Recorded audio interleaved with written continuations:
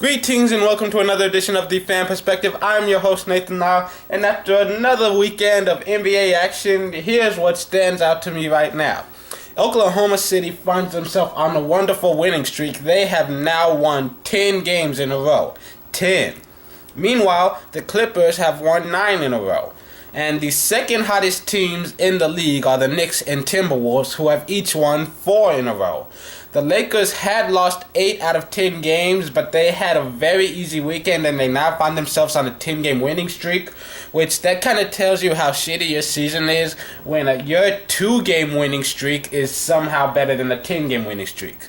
Come on, ESPN. I'm just saying.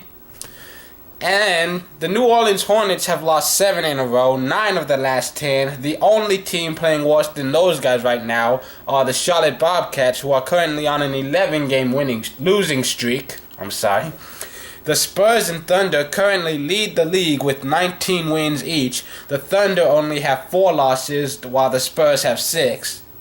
The Knicks are at the top of the East with an 18-5 record. And a few milestones that have been passed or could potentially pass before the next episode. The next game that Jason Kidd plays, he will tie Gary Payton for 8th overall with 1,335 career games played. Kevin Garnett is currently tied with AC Green for 16th overall.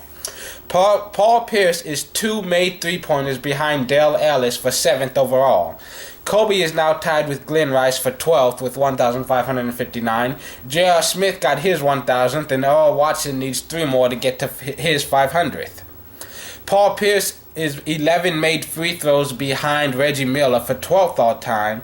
Dwight Howard needs 5 more to reach 3,500 for his career. But it is Dwight Howard, so we could be waiting for a while before we see that. Tim Duncan is 17 offensive rebounds behind AC Green for 16th all-time. Elton Brand passed David Robinson and is now 21st overall. Brandon Hayward now has over 2,000. Tim Duncan also needs 38 defensive rebounds in order to tie Moses Malone for 5th all-time. And Dwight Howard now has over 6,000 for his career. And speaking of Tim Duncan, I swear it's the last time I'm mentioning his name today. He is now 12 blocks behind Tree Rollins for 8th all-time. Tyson Chandler now only needs 3 blocks to reach 1,000 for his career. Al Jefferson needs 11 to reach 800 for his career. Serge Ibaka got his 600th block. And Kobe now only needs 1 more to reach 600 for his career, while LeBron needs 3 more to reach 600, and Brad Miller needs 8 more to reach 600. Chris Paul now only needs 16 assists to reach 5,000 for his career, and Tim Duncan needs 14 more to reach 3,500 for his career. Andre Kirilenko needs 9 steals in order to reach 1,000 for his career, and Sean Marion only needs 3 more points in order to reach 16,000 for his career. A few games that I'm looking forward to over the next couple of days. Tonight, Monday, we have Houston at New York. The Rockets put their win streak to the test against the equally hot Knicks, where Lin Sanity was a thing last year.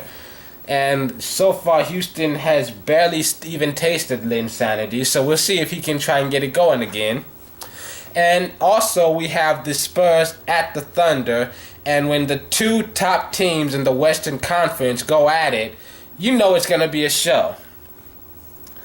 On Tuesday, you have Minnesota at Miami. Ricky Rubio is back, and he and Kevin Love face their first real test against the defending champion Miami Heat.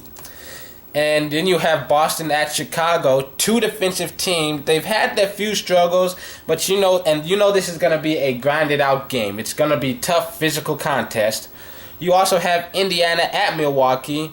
Indiana has had a disappointing start to their season, but finally find themselves winning again, and now they're going up against another Central Division opponent. We also have San Antonio at Denver. I try not to be too biased with this show, but the schedule makers went out of their way to try and fuck up the Spurs on the road 2 nights in a row and now they're against a team with plenty of explosiveness. Denver is going to test them. And then on Wednesday night, you have Brooklyn at New York. These two teams split their first two meetings, and it should be another exciting game to watch. And you also have Oklahoma at Atlanta, and it should be a very thrilling contest. A lot of high-flying explosiveness. Expect them to run up the score.